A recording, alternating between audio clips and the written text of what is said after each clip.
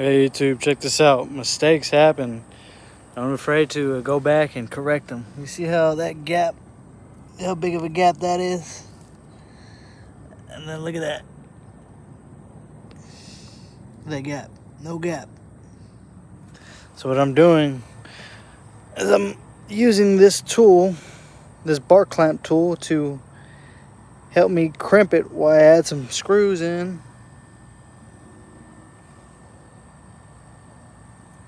Because if I don't use it, look at how big that gap is.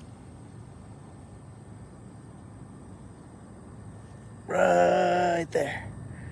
See that gap? Oh, look at that gap.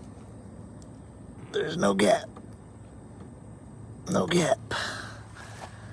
Big old gap there. I'm gonna go back and redo that one.